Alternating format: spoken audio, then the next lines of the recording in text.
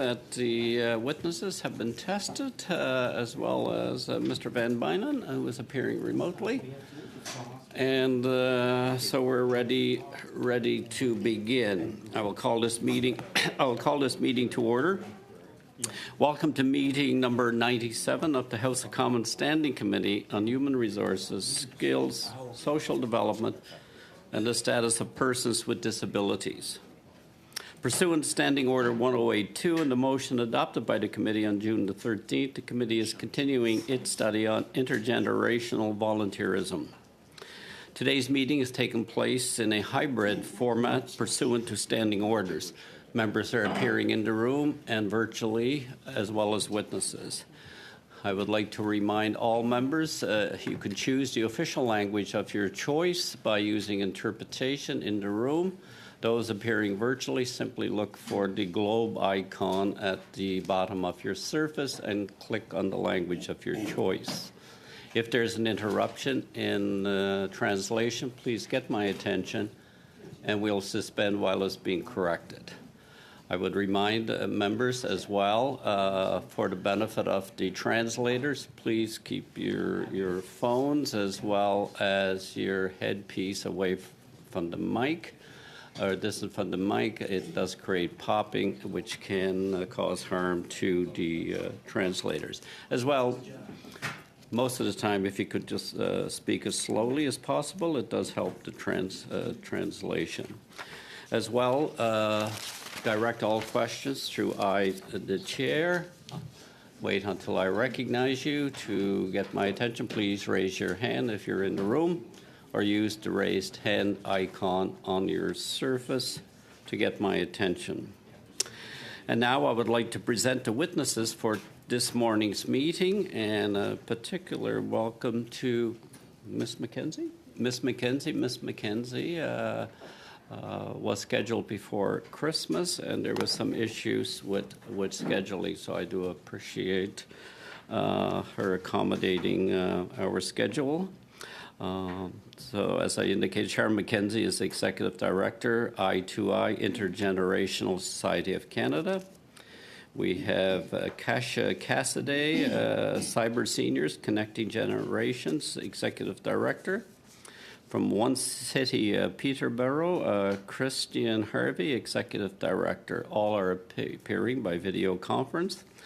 We will begin with Ms. McKenzie. Point of order, Mr. Chair. Sorry, Ms. Gray. Thank you. Thank you, Mr. Chair, and I'd like to thank the witnesses for being here. And just before we begin, there's just a little business that I feel that we need to attend to. During our last meeting this week, the chair adjourned the meeting without following committee rules, and I would like to bring to attention from the committee rules. This is Chapter 20 on 785 to 787, and I'll just read here. The committee chair cannot adjourn the meeting without the consent of a majority of members unless the chair decides that a case of disorder or misconduct is so serious as to prevent the committee from conducting its work. And I will say that at the last committee, the instance was not happening. We were simply discussing a motion on housing, and so I just want to express my dissatisfaction on that, especially considering the important motion that we were discussing together. Thank you. Thank you for bringing it to my attention. Ms. Falk? Yes, thank you, Chair. On that same point of order, I as well just want to express my disappointment. MP Wayne Long's motion to adjourn was moved before 5:30 p.m. and the motion wasn't put to question either. Chair, you did adjourn the meeting without hearing the point of order from MP Gray, which would signal that there was division and it wasn't a unified decision to adjourn. And that so there was division on that issue, and that wasn't addressed. And I understand that while Liberal members may have felt very uncomfortable with the meeting that we had, and they did evidently seem to be filibustering to avoid further discomfort or feeling that discomfort. I just want to say it's important for all of us on this side of the table, to know that the chair of the committee, which is yourself, will still follow the proper procedure and practice on a meeting so that we can continue to have confidence in you as chair moving forward. Thank you. Thank you. Ms. Ferrari? Thank you, Mr. Chair. And just to add on to what my colleagues have said, just, speaking in support of them, I think, Mr. Chair, you've shown to be a fairly reasonable, fair chair. And I think this was just hopefully a one-off situation. And I think it'd be great to hear from you as to why, to make sure that it doesn't happen again. I think it's really important that we're all getting our opportunities to use our voice. That's what we were elected to do. That's the point of democracy. So I would just echo the same sentiments and obviously the procedure and practice of following the rules. So thank you. Mr. Aitchen, you have your hand up? I did, Mr. Chair, and I could reiterate everything that's been said by these amazing ladies. And I do reiterate that, but I just also want to say to the witnesses that are here, sorry that we've had to do a little bit of business at the beginning of this meeting, but we are obviously frustrated by what happened at the last meeting. It's important to make sure we are talking about probably one of the most pressing issues in the country right now, and that's the housing crisis. So I want to thank the witnesses, and sorry that we've delayed things a little bit just to get started, but it's important for us to get that on the record and make sure that Canadians get the service they deserve out of this committee, and addressing the issues that are most pressing in the country, and that clearly is the housing crisis. So thanks, Mr. Chair. Thank you, Mr. Aitchison. Mr. Van Bynen, you have your hand up? Thank you, Mr. Chair. I just wanted to clarify, was it only a minute left or less than a minute left prior to our adjournment time? My clock was telling me we exceeded 5:30. We were just beyond 5:30. Okay. But I will take the points raised. If your clock was at 5:30 on Parleview, that's not synced, so that might be something that needs to be synced going further. And yes, Parleview does not dictate. It is the clock here, and the clock in the room is not accurate either. So I do thanks for your comments. I will take the comments under advisement. So thanks for those. We will begin with a 5-minute opening statement from Ms. McKenzie. Ms. McKenzie, you have the floor. Good, thank you. Good morning, and an early one it is indeed out here in BC. I first of all would really like to thank the committee for choosing this particular topic. It's very timely, and I'd also like to thank all of you for the invitation to present. I've worked for over 2 decades in the field of intergenerational across Canada from coast to coast to coast, and it was sort of started by my interest in intergenerational activity, and I started the Meadow School Project in 2000 till 2010 in BC, where I moved my elementary school class into a makeshift classroom in a senior care home for 2.5 months, much to the eye-raising of all the people in the community. I went there thinking that I would break down stereotypes, but indeed what I found after the 2.5 months and then subsequent to that, on a weekly basis, we connected with the seniors for an afternoon or a morning for the rest of the school year. It was unbelievable, the power of intergenerational connecting. As a result of that, I became a principal resource writer in the field for Public Health Agency Canada, several governments across Canada, and local not-for-profits and so on. Our work was actually recognized by World Health Organization because what it really brought to light was how powerful bringing 2 generations together is when it's intentional and it's fun, respectful kind of activities. I'm finding the intergenerational volunteerism an interesting combination of terms. And what I'd like to say, or what I'd like to talk about this morning, is the fact that intergenerational itself, when you have seniors coming together with younger people and having relationships, is incredibly powerful. And I know that, they can help each other and do various things in the volunteer network. But what really is important to me is the fact that by having seniors and young people come together, you actually create a desire to want to be a volunteer. So instead of saying it's required that you volunteer at high school a certain number of hours, you have that opportunity to say, I want to be a volunteer. And that really is a sustainable a sustainable situation then for the volunteers across the country as the years go forward. What we found in the Meadow School project, and honestly in all research that comes out in intergenerational, is that it improves health. It just improves health right across the board: mental health, social health, emotional health, and physical health. And any of you in the room who have had a relationship with an older person or have a relationship with a much younger person will know that that connection is very, very powerful. And it really fulfills so many of our needs as human beings. As a result of that, and as being government and taxpayers and so on, it's wonderful because that saves money. So when you have people who can actually connect with one another, breaking down isolation and loneliness, talking over what seems to be huge trauma, which, you know, maybe something that can come from just having somebody to connect to, all of those kinds of things put less pressure on not only the healthcare system, but also on social justice and the policing systems as well. I have these funny little glasses that when I'm presenting, I usually put on, and I'm going to ask you this morning to take an intergenerational view of what we're trying to do in Canada in terms of connecting people and making more resilient communities.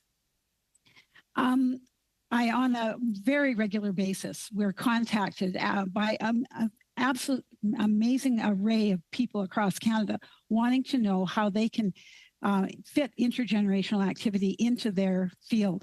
And that's everything from the Alzheimer's Society to hospice to Arthritis Society to housing projects, schools, care homes. It's amazing where the requests have come from and the work that we've done over the years with our society assisting people. So it's very interesting too that a lot of the things that come out of that, which are webinars and resources that the people in that particular organization create, they get kind of huddled away within the umbrella of that organization, and other people don't really have access to them. And they're wonderful ideas that we could share and either copy or that we could use some kind of a mutation of it and work it for our own communities. So what I really have to say to the committee that I really would like the Government of Canada to hear is that we're at a point now with intergenerational relationships and the interest in it across Canada. We're at a point where we really need to have core funding from the federal government to create an intergenerational hub. And that hub would be like an umbrella that would umbrella all of the different factors. I mean, we all age. Everybody's aging. It doesn't matter what your background is, where you're coming from. All of us are aging. And that's one thing that can tie so many splinter groups and so many separate groups together in a general focus. We all go through ages and stages. We're all lonely. We all find that, you know, there's times when things are not going well in our lives. And when you can connect to somebody from another generation and really feel that you have a friend, somebody who listens to you and somebody who sees you, I think that's very productive. That hub what would that hub look like? I'm hoping that you'll ask some questions later on that I can. Could you bring your comments to a conclusion shortly, please? Yeah, I certainly can. So that is I wasn't sure what time we started. I was all set for 5:15, so sorry I didn't look at my clock. So that is my pitch is to have a real focus on intergenerational. And we have a wonderful model that we've been using in New Brunswick for the last 4 years that we could spin off of to do something like that. So thank you very much for your time. Thank you, Ms. McKenzie. You have the opportunity during the question part to elaborate on your comments. Ms. Cassidy for 5 minutes, please. Hi there, and thank you for having me. My name is Kasia Caste, and I am one of the, I'm the executive director and one of the co-founders of Cyber Seniors. Cyber Seniors is a nonprofit which was founded in 2015, and our mission is to bridge the digital divide and connect generations using technology. We envision a world where digital equity, where everyone has access to technology and the skills to use it. Cyber Seniors provides tech training for older adults, using an intergenerational volunteer model. So teens and young adults are trained as digital mentors through lessons and learning activities, and older adults are provided with tech training and partnered with these volunteers, enabling them to practice what they've learned. The results are enriched intergenerational communities that keep both older adults and young people socially connected and engaged. Cyber Seniors programs are delivered both in person and virtually, By offering both these options, Cyber Seniors is able to ensure that high-risk, vulnerable older adults are kept connected and remain self-sufficient, even if they are unable to leave their homes as a result of disease outbreak, lack of transportation, or physical limitations. A 2020 Government of Canada study demonstrated that there is a significant increase in subjective feelings of isolation among older adults in rural communities as compared to those residing in urban communities. Social isolation and loneliness is a serious public health risk, as they concurrently increase the risk of depression, anxiety, mortality, risk of rehospitalization, falls, and dementia among older adults. Cyber Seniors' intergenerational model for training older adults has proven highly effective. While older adults are experiencing increased levels of digital equity, the young people that are helping them are learning valuable transferable skills. On a collective level, the program provides a significant boost of feelings of community enrichment and inclusion. Many young people who have participated in the Cyber Seniors program feel as though their place in the community is validated through their participation. In the past 3 years, we have supported tech training for over 25,000 older adults, and we have accommodated over 280,000 attendees in tech training sessions.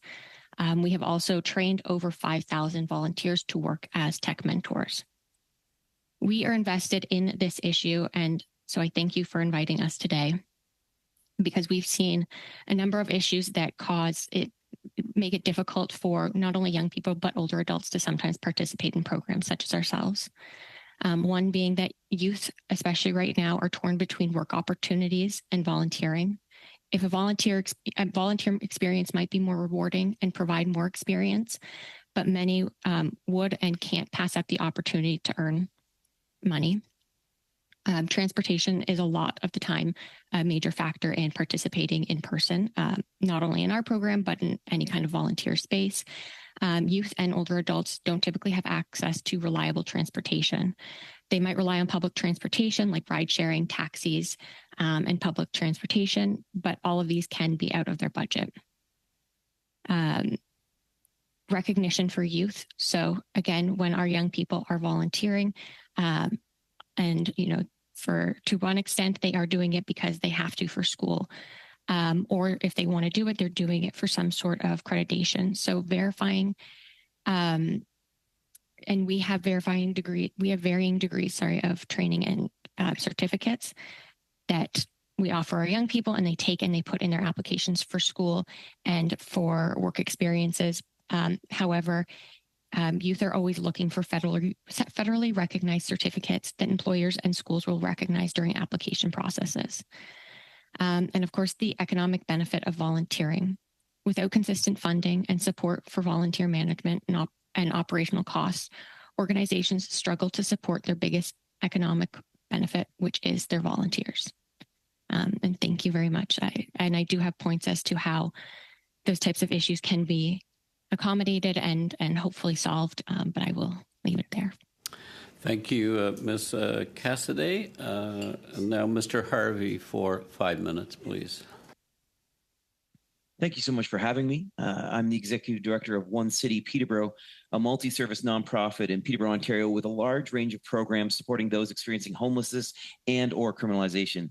Our programs are diverse, but what unites them is a vision of a community where everyone belongs and together we flourish. This vision is not possible without a volunteer force of a variety of ages, backgrounds, experiences, and skills coming together to imagine a different way of being community. We as nonprofits looking to address homelessness and criminalization are facing obstacles like we've never seen. The combination of a housing crisis with increasing food prices and a drug poisoning epidemic is meaning that the demand for our services and the intensity of need is increasing at an alarming rate. We operate a 45-bed winter shelter where we're turning away upwards of 15 people every night because we literally have no room. Funding has not increased at the same rate as the need, and it's only through the mobilization of a vast range of volunteers that we're even able to scratch the surface of supporting those most abandoned in our communities. One such example is our Circles of Support and Accountability program, a program developed in Canada but used around the world. COSA is a program that works with individuals who have committed acts of sexual violence with safely reintegrating back into the community. This is vitally important because we know one of the biggest indicators of reoffense is isolation. COSA has shown a 70 to 88% reduction in reoffending rates through studies and utilizes volunteers to run the program. These aren't professionals, but people who have committed to making their community safer through volunteering and doing hard work. Regrettably, this program, the federal government ended its funding of COSA, and thus many sites have closed. A community where everyone belongs can only happen when we break down many of the social barriers that exist in our community. We believe creating a strong volunteer force is one of the important steps to achieving this. A key facet of belonging is a feeling of having a role in something bigger than yourself. With this in mind, we recruit volunteers not just from the community at large, but also from those who we are looking to support. When people are working side by side to create something, it builds a relationship that can challenge many of the strongly held biases that we hold. We have volunteers who are currently living outside, who are working alongside volunteers who, or retirees who before this relationship would have referred to experiencing homelessness, to those experiencing homelessness as those people. A wife of a wealthy retiree once said to me, before he was volunteering with you all, when we were downtown, he'd cross the street to avoid someone who appeared homeless. Now he eagerly approaches to see if it's one of his friends. This change is one of the utmost importance, as this comes to the heart of why we need volunteers. Nonprofits like ours are doing the important work of keeping people alive, but we need to be clear, we are just managing the issue. The type of change that we need to see to make any sort of impact on our housing crisis, inflating food costs, and drug poisoning epidemic is going to come from changes at the federal and provincial government level. I applaud steps that have been taken, but we need more. We need to rise up, mentor, and mobilize volunteers because it engages more people in issues on homelessness, on the unaffordability of living. Once volunteers begin to see what is happening on the ground, it is our experience that often they will begin to see that it is policies that are making our conditions worse and that they need to engage in that. We need older volunteers because they can remember a time when our society did not abandon so many people on our margins. They can challenge the narrative that it's always been this way because it hasn't. We have created these conditions. We need young people because they have the creativity, energy, and boldness to challenge these issues head on. It's through movements of young people that many of the great changes have taken place in our society. We believe that we call for the following: to invest heavily in the nonprofit sector. You need our creativity, our nimbleness, and our ability to mobilize large swaths of the community to address an issue. We need to address major crises we are facing, take bold, aggressive action. The increase of homelessness across the country is not because we have seen an increase in people making bad decisions. It's a result of bad policy decisions. And if we want more people to volunteer, we need to make it so less people are trying just to survive. We know that though not exclusively the case, people are more likely to volunteer when they don't have to worry about their survival. Thank you very much. Thank you, Mr. Harvey. Now we'll begin the first round of questioning with Ms. Ferrari for 6 minutes. Thank you, Mr. Chair. Thank you to our witnesses. And I apologize for those not on Eastern Standard Time. When Ms. McKenzie said it was 5:15 a.m. there, I thought, oh, wow. I sometimes forget that we work across different time zones here in Parliament. Christian is from my community of Peterborough, and as his testimony tells you, they do some pretty remarkable work there. And we heard some great suggestions, accountability. I absolutely love this, and the empathy that is created through your model, which I think is critical to moving forward and working with those most vulnerable. Two things I'd like to talk to you about, Christian, if you can. Your last point about survival. And we've heard this repeatedly from many of the witnesses on this intergenerational volunteerism study, that the cost of living is deeply impacting people's ability to volunteer. Can I get you to expand on that impact on your organization? Yeah, I mean, I think what we see is that it is hard for people to be able to focus on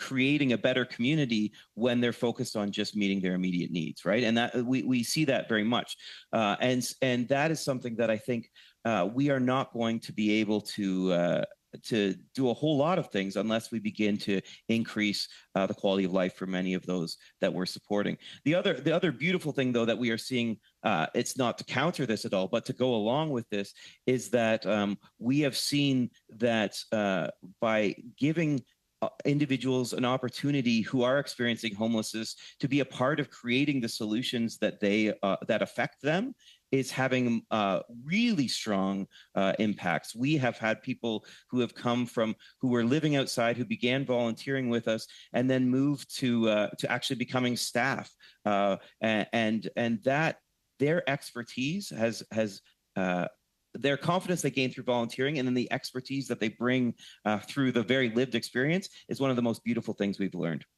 Yeah, you transferred right into my next question, and you know, it's kind of ironic, right? Because the thing that makes you feel the best when you're really struggling or depressed or struggling with your own problems is helping someone else. But you almost can't seem to get to that point because you're struggling so much. So it's kind of this vicious cycle of what you've just touched on. But to your point of, and there's a great success story, and I'll just use the first name, but I think it's really important to have this read into the record because it's such a powerful story. And I got a chance to meet this gentleman who was living on the street, and he said, Michelle, you know, a year ago I was the most miserable human. I hated the world. And he was in this very compromised situation. He's now been housed in one of the modular homes that Peterborough has put up. And he was kind of a natural security guard for the people on the ground. And through working with you and your organization, Christian, he now is paid to do that and is a very respected, trusted person within that circle. And I just love you to tell the story of this gentleman. Yeah, I mean, it's amazing because his story is one we see over and over again. But again, the true experts in our communities around these issues are those who have to live it out day in and day out. And so one particular individual was one who, was experiencing homelessness, and was able to, like you said, access some of the modular homes. But we recognize in him the ability to just connect with people and the respect that he had. And so it benefited us through the volunteer work we saw first, but then through the employing him, it made our organization stronger to have his expertise, his relational skills, and his connection to the issue. And it's, I would say but it's not a one-time thing. We've seen this over and over again with individuals that there was one individual who went through one of our programs that was reintegrating out of prison, and we were, through volunteering, he gained some confidence in his ability because he lost a lot of that, and again, he is now employed with us, doing all kinds of work that is really benefiting everyone, which we're so grateful for. I love that you said it benefits you as well. Like, it's a win-win situation, and it's a long-term win. When you look at especially people who are most vulnerable experiencing homelessness, transitioning from that survival mode to getting housed, but then also trying to reintegrate into, say, the workforce or volunteering in general is a big, big challenge. But you've sort of had that ability to help people transition to that. I guess my question is, like, and I love and value the model of peer support more than anything. Sometimes we put so much regard or value on labels or a professional when it's often a peer support, somebody with lived experience that can really help somebody walk through this. What else do you need, do you think, when you say bad policy, that you need corrected to help you? We know that this housing crisis is not going to be ended by shelters like ours. We are clearly a Band-Aid, right? And it's a Band-Aid that's necessary. We see ourselves, people are in the river of poverty, and we're throwing life preservers to people to keep them alive. But we need policy around aggressively hitting on how are we going to address the commodification of housing, right? That has led to huge issues of people being left out. And we need to hit on these. We need to look at how do we decriminalize substance use so that we're, rather than thinking that by treating people as if they're criminals for substance use, that we're going to see change, because we're not. We need to look at how do we address these root causes. Mr. Harvey, thank you, Mr. Harvey. Yeah. You can keep going. Your time is concluded. Mr. Van Bynen for 6 minutes. Thank you, Mr. Chair. And I want to thank Ms. McKenzie for being able to attend. We went through a number of challenges in order to arrange your participation, including winter weather and getting the headsets over to you on time. In addition to the time change that you're dealing with now, I'd like to hear more about the hub that you mentioned, and I'd like you to talk about that concept in the context of the main challenges that you see in maintaining a strong volunteer sector, and also what strategies you would recommend to engage volunteers, and particularly youth. And I need to remind you, I only have 6 minutes. So yeah, thank you. And thanks very much for all the calisthenics you had to do to get me here today. I think that the whole volunteer idea and increasing the number of people in Canada who want to volunteer, you have to start with the young people.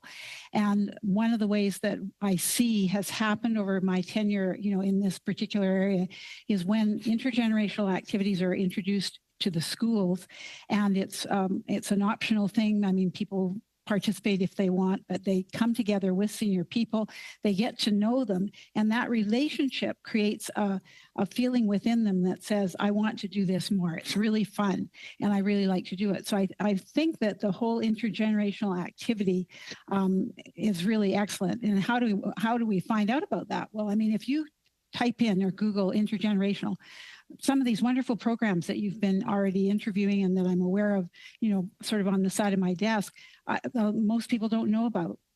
So if we had a hub where it was all things intergenerational, things like the presenters this morning, their activities and their websites could be launched through there as well, so that any new ideas, if somebody from another centre in Canada comes to that site, but it has to be supported by government. Generations United in the States is a particularly good example. They are funded and they're secure, and they're a national entity for intergenerational activity. So they do webinars, but they allow awareness and access to all people within the country. And so if you want to find out something about intergenerational in the States, you type in intergenerational and up comes Generations United. They've been around for a really long time, and you can go there and get assistance and help and ideas for all sorts of things that you can do in various fields. I just think that what I've seen is the involvement of kids, young people, especially young people, because that's kind of an investment in your future, with older adults is so rich. And it's a lot of the things that the two presenters this morning have talked about, sharing of knowledge, that feeling purposeful, having that unity and community, that kind of thing comes from that. And if our young people can come out of high school saying, wow, I really enjoy being part of the community in that way, I think you've really trained people to become volunteers rather than having to go out and try to get them to participate. Yep. The province of Ontario requires students to have a minimum number of volunteer hours. Are you aware of any other programs across the country that require that? And is that something you'd recommend? Well, that came out, and it was wonderful. That came out quite a few years ago, right across the country, and then provinces started opting out, and then within provinces, schools have opted out, and now in BC, it's translated into work experience. My whole issue with that is that it's required, and as a teacher, I was getting kids that were in June 1st calling me up saying, Ms. McKenzie, quick, can I come to your class for 8 hours? I'm short 8 hours of my volunteering time, and I'd say, well, I didn't know you wanted to be a teacher. Well, I don't. I just need the time. That's not a way to engender volunteerism of the heart so that will go on and be sustainable. That's like getting the recommendation done, checking it off my list. I think it's a great opportunity to start that discussion. But the bottom line is, I think you have to have those relationships within community, within younger and older people in the community, that is what's going to bring people back to wanting to be volunteers. Are there any strategies that you'd recommend that would engage youth in volunteer programs? You know something? It could be anything. And one of the mottos of our society is that don't do something different. just do what you're doing differently. So it's a mindset. That's why I had these silly glasses that I was showing you at the beginning. It's taking a different view on things, so that you could take a book club, for example. Senior people are reading books, kids are reading books. Have them all read the same book and come together and have a discussion. Make that interaction. Art, you can do it through anything. So the strategy is really looking at things coming together. So not adding on to your workload, but taking the two things, the two generations, and bringing them together to do what they already are doing, but to do it together. And it really is just a shift in the way we do things. And as a result, it's not expensive, and it really doesn't make extra work for anyone. And in fact, it actually lessens the workload for a lot of people because they are so engaged with each other. And finally, what do you recommend that the federal government do to better support the volunteer sector and the organizations on a national basis? Ms. Well, McKenzie? again, I'm looking through the perspective of intergenerational. So I really think that if the federal government would support the people that are involved in intergenerational activities, and give us, bring awareness. I mean, we're a huge country, and yet probably half the people in Ontario don't even know anything about these programs that you've talked about already this morning. And that's a pity.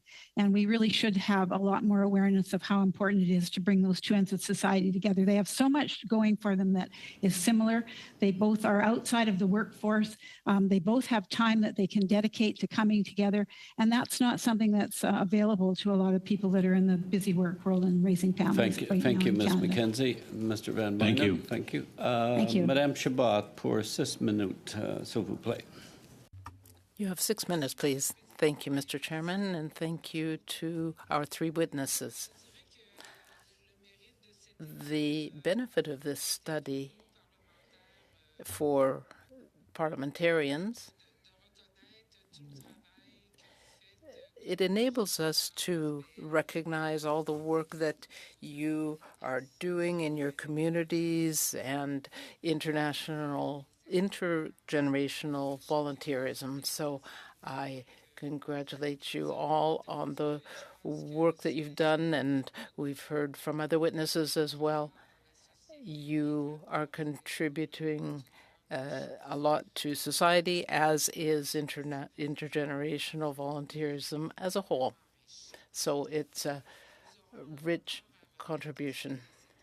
We're going to be preparing a report after our study is finished, and we would like to be able to present recommendations, of course, on intergenerational volunteerism.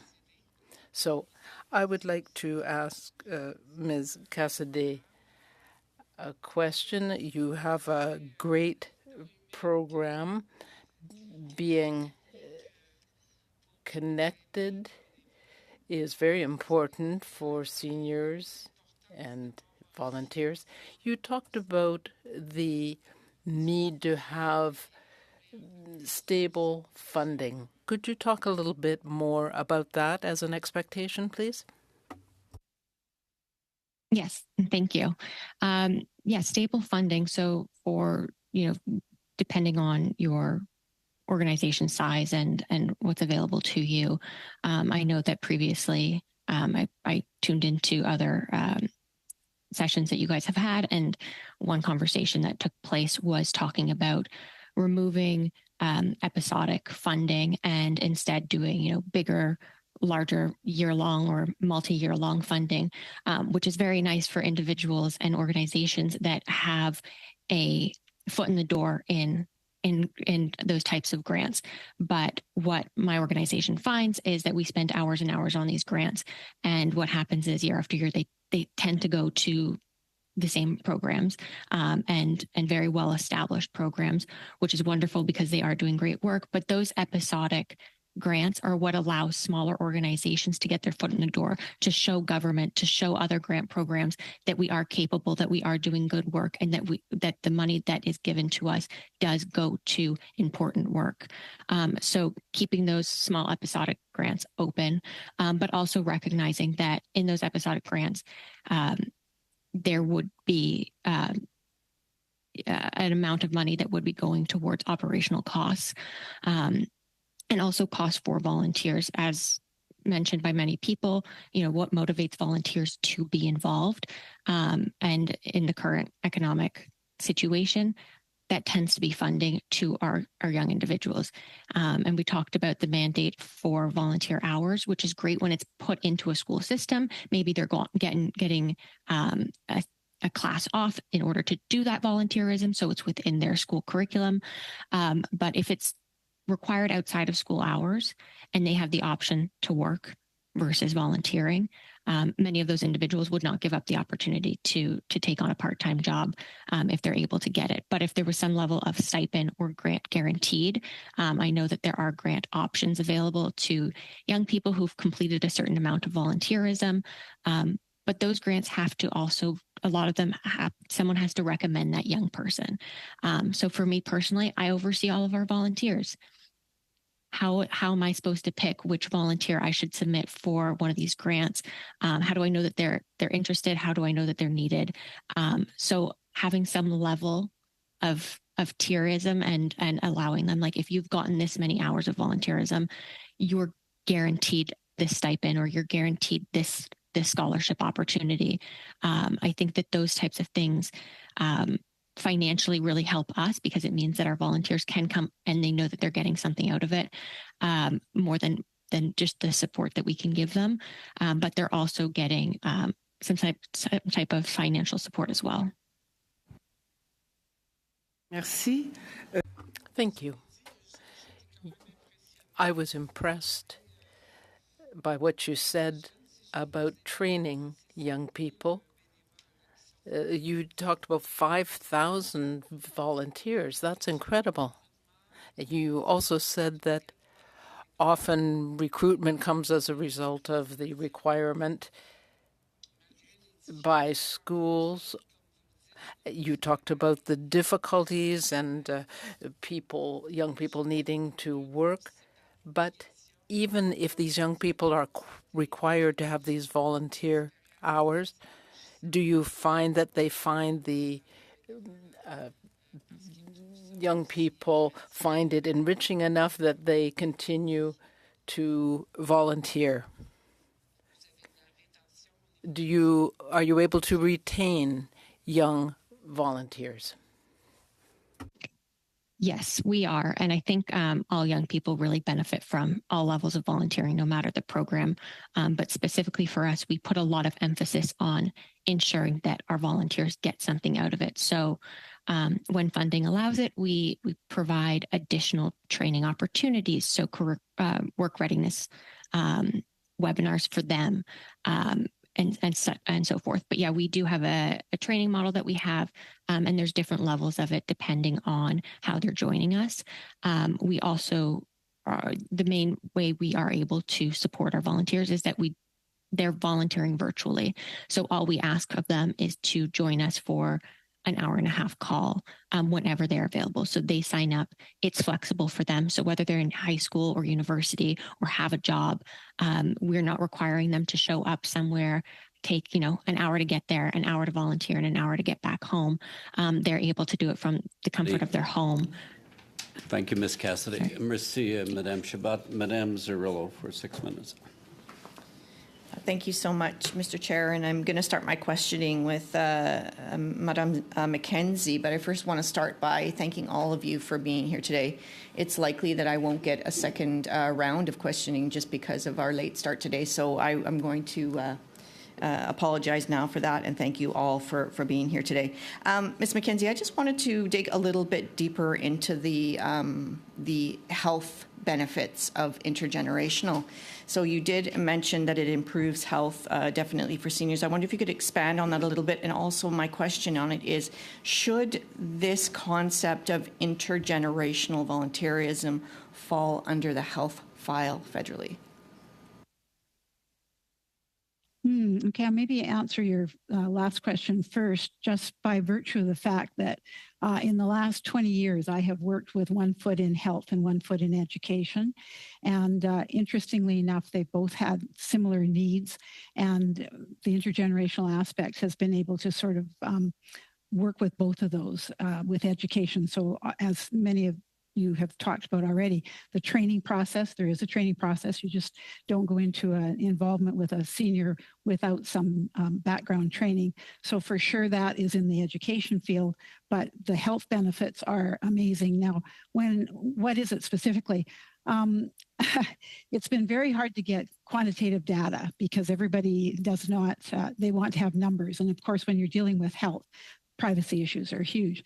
But first of all, mental health, it's incredible. I mean, there's so many things that I noticed in my last 20 years of working in this field where there's a small thing that's bothering someone and it becomes a big thing because they muddle it in their head and then they're having to call to go to the doctor and they can't get in, and that's upsetting. And when you have somebody who is sitting with you, who's a friend, and they consider the children friends because they are relatively non-threatening, you talk about other things. And pretty soon what we found was they would talk themselves right out of their concerns, and they felt like they were being seen. They felt like they were being heard. So the problem wasn't so much as medical as it was just feeling mentally isolated and, lack of purpose and so forth. There's some very specific examples. They did a research project in New York several years ago. And what they had was they took seniors from a care home and they split them in half.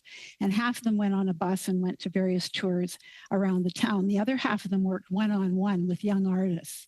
And after they actually were able to get the quantitative data, and after a certain period of time, they measured how much medication the seniors were taking before and after. And the group that went on the bus tours, everything was the same. But for the people that had that intimate relationship and spent time with these artists and talking, they were taking less medication for depression and they were having less falls as a result of it. So that was, that's one of the few actual quantitative studies that's been done. But medically, to see it qualitatively, to see the difference, you just talk to the people in the care homes, for example, or the people in the community or the families, and they say attitudes are so much better because these people are connected and they do feel that they have a friend.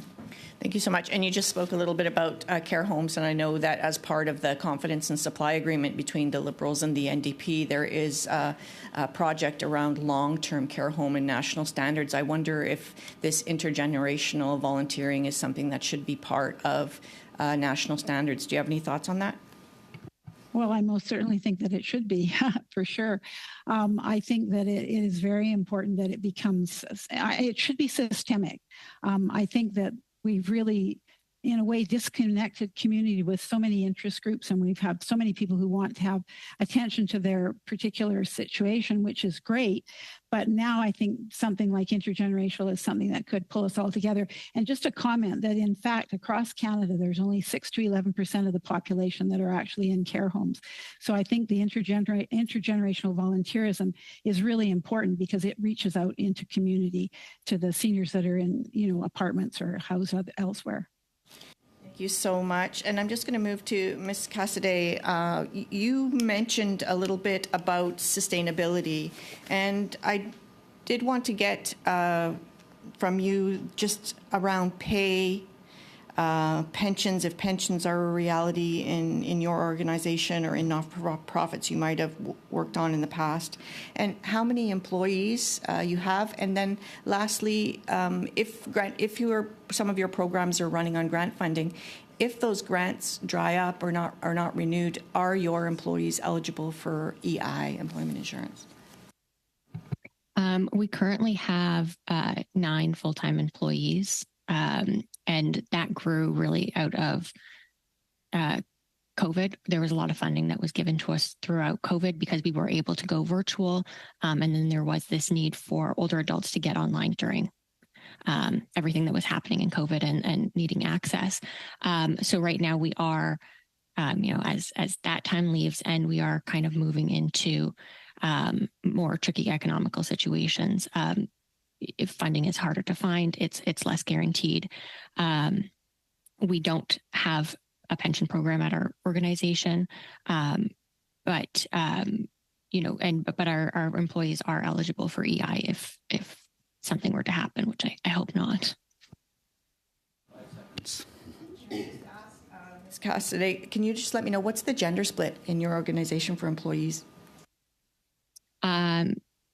It's about 90% female and 10% male. Thank you, Madame Zarella. Ms. Cassie, Ms. Falk for 5 minutes. Thank you very much, Chair. Specifically listening to Ms. McKenzie and some of your testimony, it really triggered a lot of thoughts that I have regarding family. And I think, you know, it's interesting we're at a place or a time in society where we are now trying to get younger people to be involved in older people's lives. And it's crazy. It's crazy to me because I think, you know, when we look at the breakdown of immediate families and the breakdown of extended families, that is something that culturally, many cultures have intergenerational families living in the same house. And those children are being taught the importance of caring for, gleaning wisdom, asking questions, learning from experience. And it just saddens me a little bit that we're in a time in society where we don't have that. And now we have organizations coming to the federal government saying, we need money to create this, when it's something that should be natural. And I believe it was intended to be like that. When we look at the past recent years with the COVID pandemic and how government policies actually forced isolation on our seniors, forced isolation on our children, and further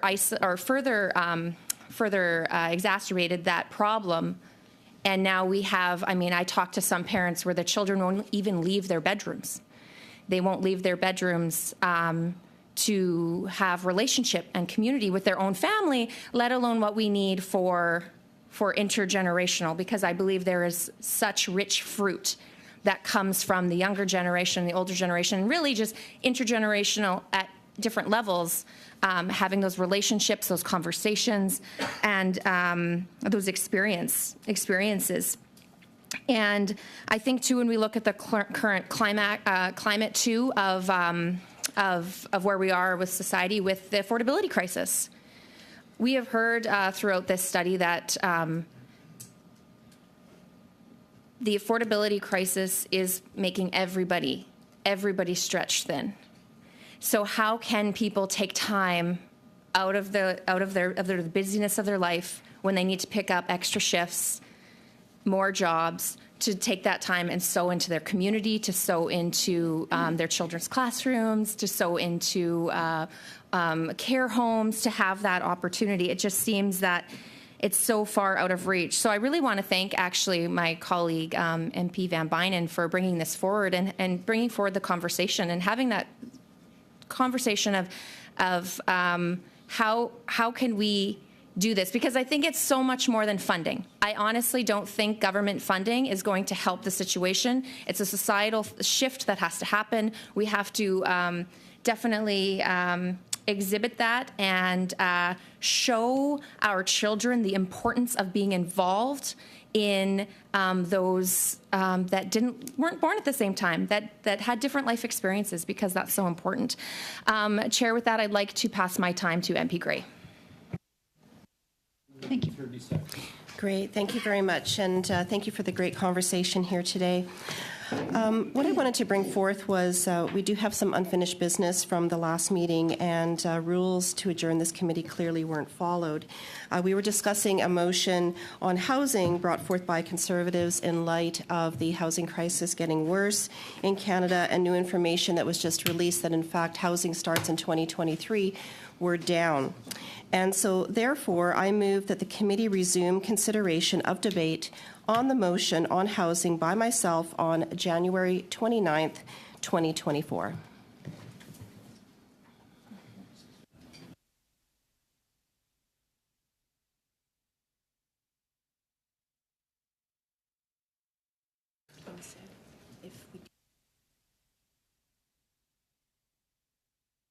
Thank you, Ms. Gray. That is a dilatory motion, so I need approval of the committee by vote. Does the committee agree to proceed to the order, and when we adjourned, we were on discussion on an amendment to the motion. Clerk, a recorded vote on the dilatory motion of Ms. Gray. Mr. Fragiscados? No. Mr. Long? No. Mr. Collins? Mr. Coteau? No. Mr. Van Bynen? No. Mrs. Gray? Yes. Mrs. Falk? Yes. Mrs. Ferrari? Yes. Mr. Aitchison? Yes, come on. Madame Chabot? No. Ms. Zarillo? Yes.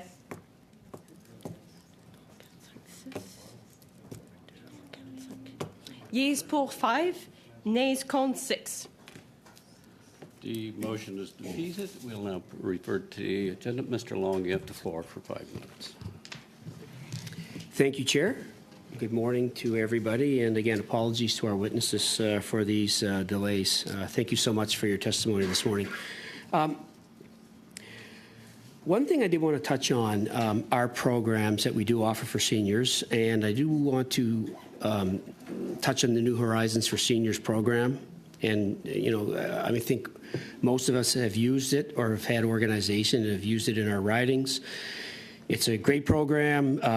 You know, it does promote volunteerism among seniors and other generations. One of its streams funds. It does fund community-based projects that are led by seniors and are volunteer-based with up to $25,000 a year. I know in my riding I've had 2 or 3 different organizations that have used that to promote intergenerational volunteering, to combine, to put seniors with youth. Wonderful program. So I'm just wondering if each of you could tell me if you've participated in the program and any thoughts or feedback as to how the program was delivered. Thank you.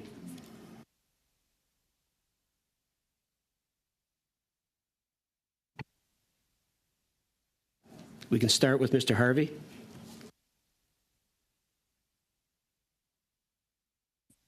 Yes. So around bringing people, volunteers, we have found. Sorry, I heard you talking about the multi. Could you repeat what you were saying there? Sure. It was a question to all 3 of you about the New Horizons for Seniors program, and if you have used it, if you participated in it, and any feedback you could give us. Thank you. We have no experience with the New Horizons program. Apologies.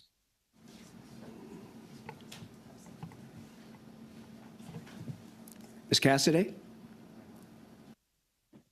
Hi, yes. We recently were part of some grant funding, specifically in the Spokane Lake, Alberta area, through the New Horizons funding, which was wonderful. And we've just recently applied for the PanCan program as well. So we are hoping and eager that that will go through, because we do really believe that that is a project that will work. And Ms. McKenzie? Yes, I'm very familiar with it, actually. In 2010, I approached the National Seniors Council to have the word intergenerational added to their grant process so that we could start that dialogue. And I've been involved with the PanCan. I've also been involved with quite a few smaller grants. I think it's what was spoken about earlier, just the whole idea of episodic grants. It is actually quite a small grant. It's great for small projects. Part of that application states that they would like to have sustainability, so that you have to show that you can keep it going. That's not always possible, and so it kind of fades away. So the smaller grants are really good for some things. For some things, they just absolutely don't work. So they're not an answer to the kind of work that we're doing, where we're trying to work, nationally with encouraging people to train for intergenerational activities. Thank you very much. I just want to kind of step back and talk about just volunteerism in general. In previous life, I had a lot of experience with volunteers. In major junior hockey, we couldn't have run our organization without volunteers, putting on the Memorial Cup or special events.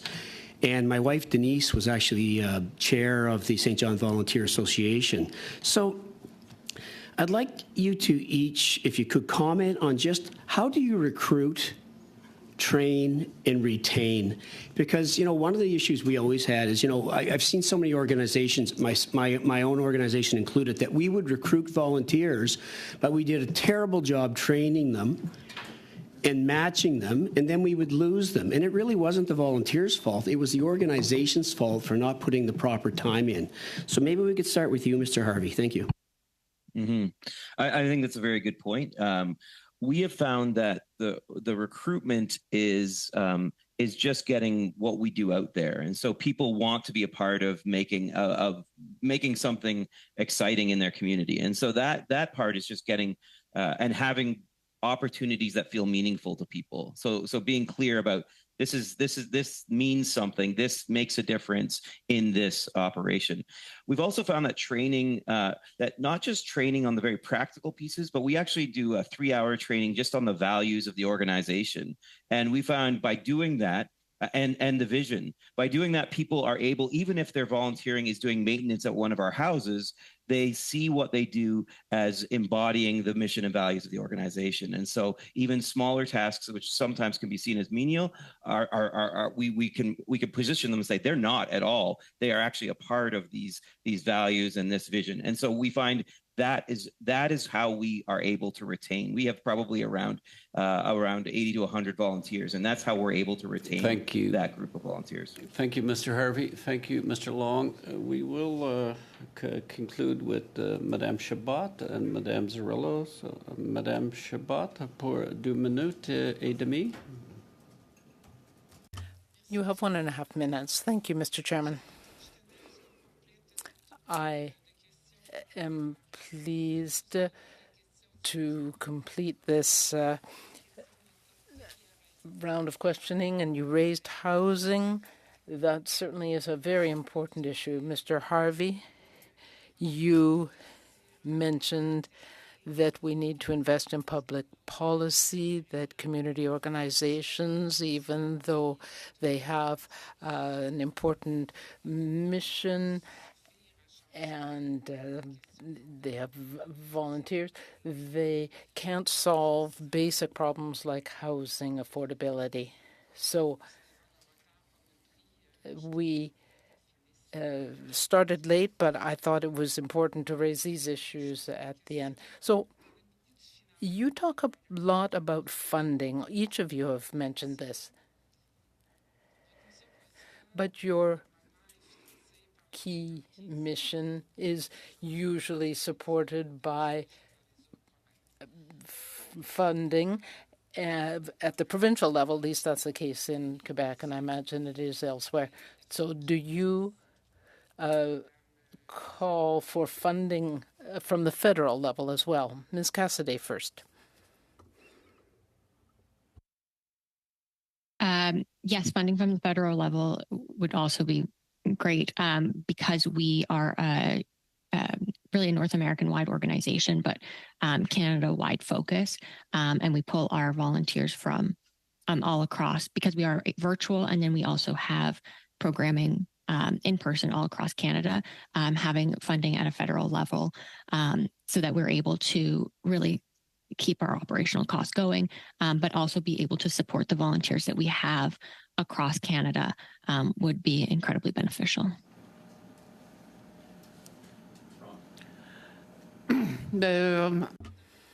So just to finish off, we talk a lot about standards. Do you really think that pan-Canadian standards will help our organization when they actually come under provincial jurisdiction? Mackenzie.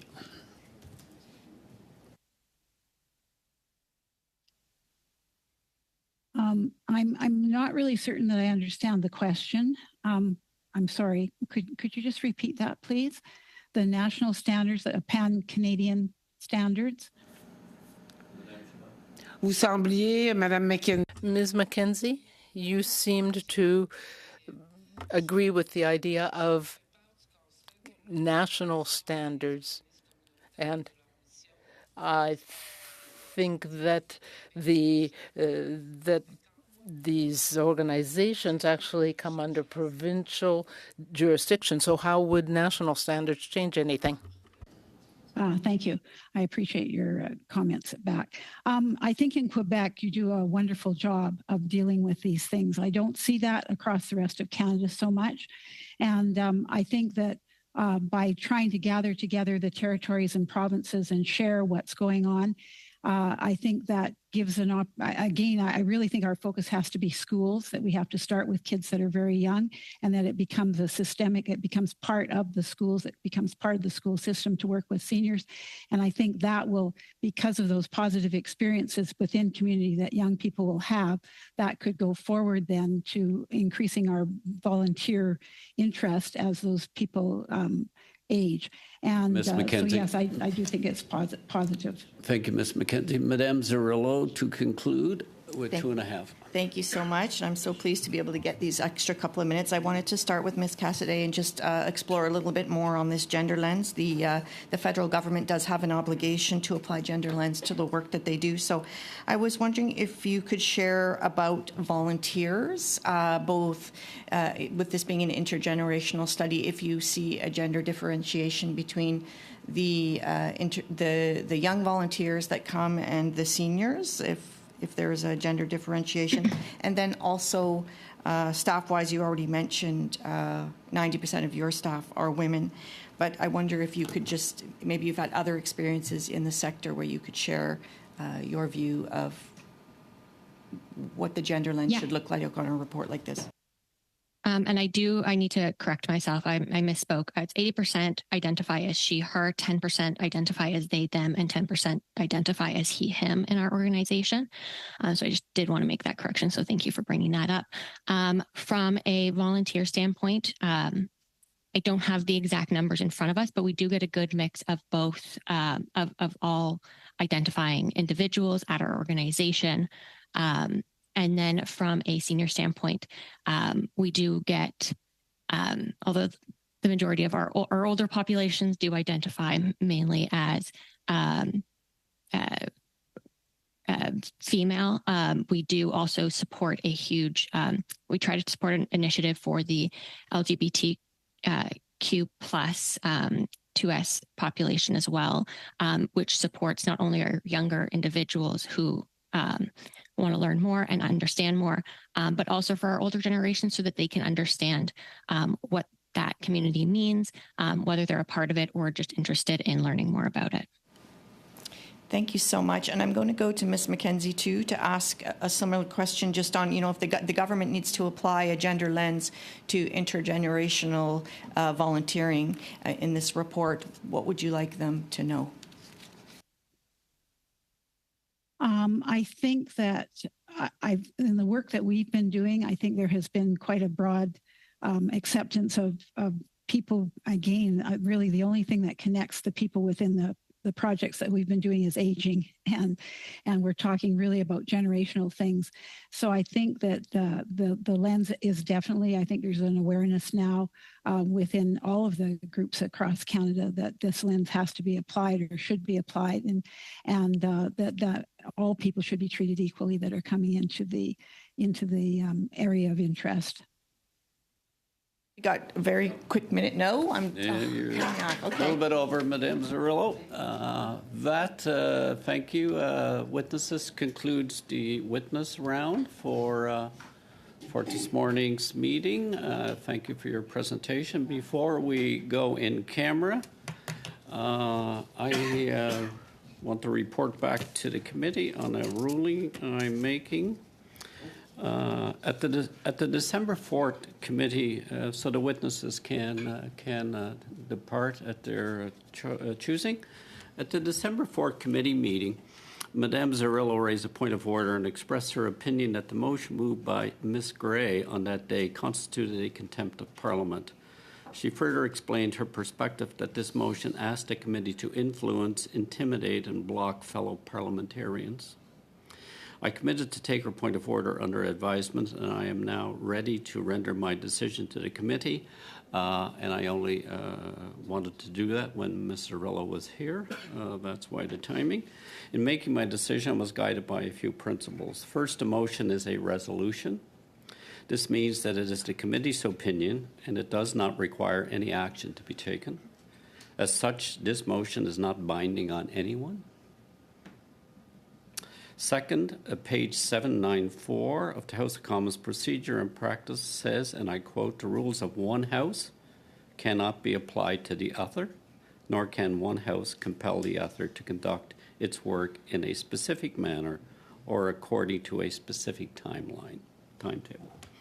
Consequently, I consider that the motion is a resolution and it expresses an opinion of the committee and is not binding on anyone. The motion in no way obliges the other House to carry out its work in a particular way or according to a specific timetable. And finally, committee members are free to vote for or against this motion." That is my ruling as requested. At this stage, then we will adjourn. Correct. We will suspend while we transition to go in camera for the business portion of the meeting. So we'll suspend for a few moments. So those that have to log in. We'll suspend for 3 minutes.